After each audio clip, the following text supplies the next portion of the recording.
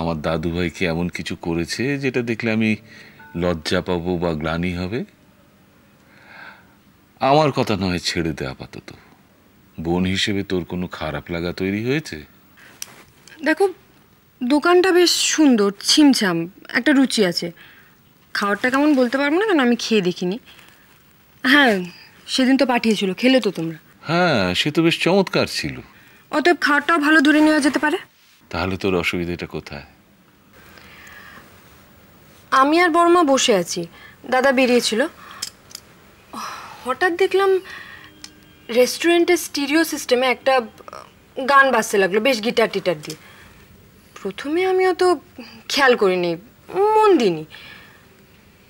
পরে খেয়াল করে দেখলাম ওটা একটা রবীন্দ্রনাথের গান বাজাচ্ছিল।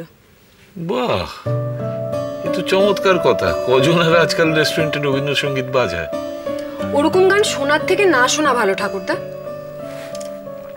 আমরা হয়তো বাড়িতে হিন্দি গান শুনি না, তাই বলে হিন্দি গান যদি চালাতো আমার রুচির কোনো আপত্তি হতো না। আমরা নাই শুনতে পারি, কিন্তু যারা রেস্টুরেন্টে আসে তারা শুনতে চান হয়তো। কিন্তু হিন্দি সিনেমার গান যদি রবীন্দ্রসঙ্গীতের মতন করে গাওয়া হয় এবং বাজানো হয়, তোমার কি ধারণা লোকে শুনবে? দেখ, কোন ধরনটা অনুসরণ করব সেটা পুরোপুরি দাঁড়িয়ে আছে ধরনটার উপর। হিন্দি গান হয়তো রবীন্দ্রসঙ্গীতের মতো গাওয়া যায় না, কারণ রবীন্দ্রসঙ্গীতের পরিধিটা অনেক বিশাল, রবীন্দ্রসঙ্গীত অনেক উন্নত। এটা অবশ্য আমি সাম্প্রতিক কোনো গান না শুনেই বলছি। হয়তো সেখানেও ভালো কাজ হচ্ছে। না ঠাকুরদা, হিন্দি গান রবীন্দ্রনাথের সুরে হয়েছে, বেশ অনেকবার হয়েছে, সেটা জনপ্রিয় হয়েছে। ইদানিং হয় না, কারণ এটাকে বোরিং, একঘেয়ে বলা হয়। ফলে হিন্দি গান কোনোদিন রবি ঠাকুরকে নকল করবে না। এটা গতির যুগ ঠাকুরদা, প্যানপ্যানানির কোনো সময় নেই। না, তাহলে তো নালিশটা কোথায়? যে যার জায়গায় থাকুক না। রবীন্দ্রসঙ্গীতকে হিন্দি গান হতে হবে না, আর হিন্দি গানকে রবীন্দ্রসঙ্গীত হতে হবে না। তাতে যদি কেউ রবীন্দ্রসঙ্গীত না শোনে, শুনবে না। কি অশুভ দেখেছো মেয়েটা? তুই ওরকম অশুভতা অনেক সময় করিস, তাই বলে আমরা কি তোকে অশুভ বলি? মোটেই আমি ওরকম অশুভতা করি না থামি। সুন্দরী বলে নিজেকে কি ভাবে জানি না।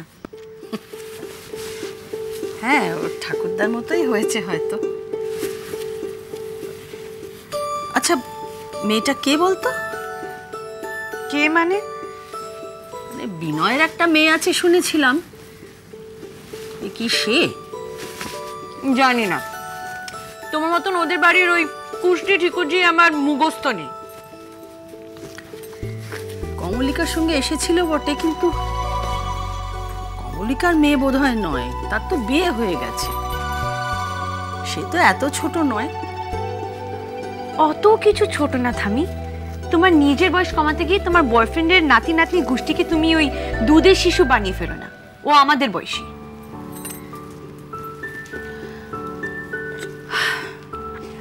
এ কি বিশ্রীর মেয়ে তাহলে?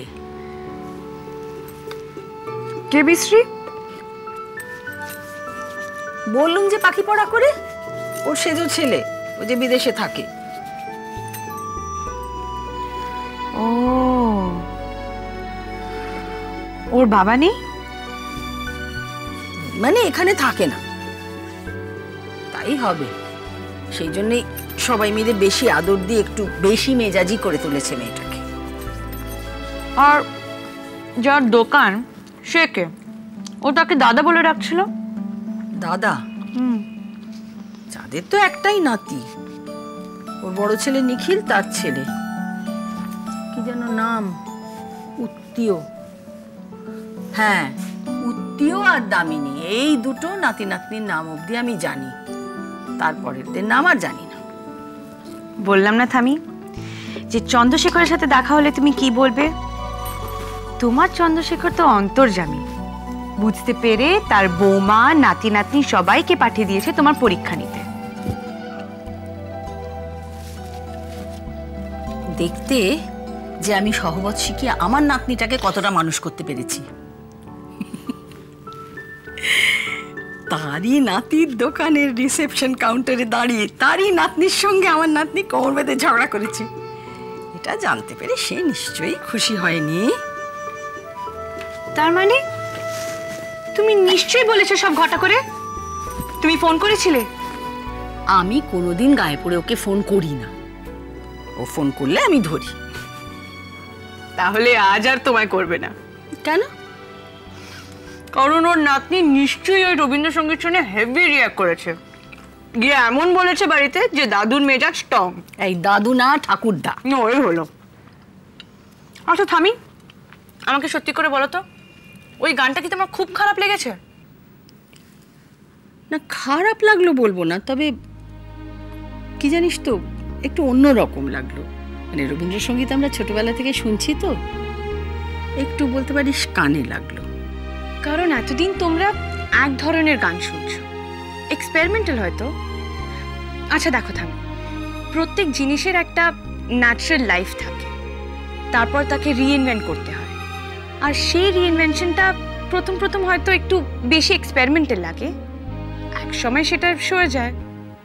বা বলতে পারিস যে যেটা ন্যাচারালি বাতিল হবার সময় হয়েছে সেটা বাতিল হয়ে যাবে, হাজার এক্সপেরিমেন্ট করেও তাকে বাঁচানো যাবে না। ছেলেটার নাম গোরা। কোন ছেলেটা? যে গিয়েছে আর বের করেছে ইউনিভার্সাল মিউজিক। ও, বাবুয়ার কোম্পানি। কে বাবুয়া? ইউনিভার্সালের মালিক রে। আমাদের প্রথম রেকর্ডটা দেখ, ওখান থেকেই বেরিয়েছিল। তখন ওর বাবা চালাতো কোম্পানিটা, নাম ছিল ইউনিভার্সাল রেকর্ডস, এখন নাম বদলে রেখেছে ইউনিভার্সাল মিউজিক। তুমি চেনো তাকে? চিনি মানে চিনতাম, বহুদিন যোগাযোগ নেই তো। আচ্ছা, তোমার নাম বললে চিনবে? আগের নাম বললে চেনা উচিত, তবে তুমি কিন্তু কাজ হাসিল করবার জন্য ওর কাছে সেসব নাম বলতে যেও না বাবা। আচ্ছা বলবো না।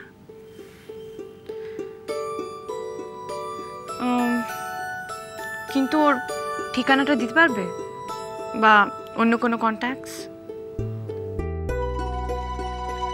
দেখ, গানটা তো আমি শুনিনি, তাই কোনো মতামত দিতে পারছি না। তবে তুই যখন বলছিস। আমি বলছি শোনো ঠাকুরদা, তুমি সহ্য করতে পারতে না, আমি তো তাও ঝগড়া করে বেরিয়ে চলে এসেছি। আমি তো তোমায় চিনি, তুমি কিচ্ছু বলতে না, উঠে চলে যেতে। বুবাইকে বলেছিস? দাদাকেই তো বললাম, দাদা বন্ধ করলো না। ওর হয়তো ওটাই পছন্দ। ঠাকুরদা, সব পছন্দ মেনে নেওয়া যেতে পারে না। ঠিক আছে, ওর বাড়ির বাইরে গিয়ে কিছু একটা করার ইচ্ছে ছিল, তাতে বড়রা সবাই আপত্তি করেছে, কিন্তু আমরা সব ভাই বোনেরা ওকে সাপোর্ট করেছি, এবং এবং তুমিও কতটা উৎসাহ দিয়েছো। আমার সঙ্গে আর কথা বললো কই বুবাই? আমি তো শুনলাম নিখিলের কাছে। হ্যাঁ ঠিক আছে, ওর সোনার তরীর বাইরে একটা আইডেন্টিটি বানানোর দরকার ছিল, সেটাও বানিয়েছে। কিন্তু সোনার তরীর যেটা মূল, কি বলবো, ফিলসফি না, ভাবস্রোত বলতে পারো, ইচ্ছে করে সেটাকে বিকৃত করে, সেটা সবাইকে শুনিয়ে রবীন্দ্রনাথের গানের একটা প্যারিটি বাজিয়ে ও কি প্রমাণ করতে চায়? ও রেবেল। তুই কিন্তু বড্ড রেগে গেছিস। একটু গেছিলাম, আসলে পুরো ঝগড়াটা না ওখানে করতে পারিনি, দোকানের মধ্যে, বুঝতেই তো পারছো। তারপর বড়মা গেছিল আমার সাথে। বড়মার সামনে যদি দাদার সাথে ঝগড়া করতাম, বড়মার খারাপ লাগতো। মধ্যখান থেকে আমি কি করলাম বলো তো? গটগট করে বড়মাকে একা ফেলে চলে আসলাম। এখন খারাপ লাগছে? দাদা মাঝখান থেকে দোকানে এসে দেখলো আমি চেঁচাচ্ছি, তারপর বেরিয়ে চলে গেলাম। একবার জিজ্ঞেসও করলাম না, জানো ঠাকুরদা, দাদা তুই কেমন আছিস?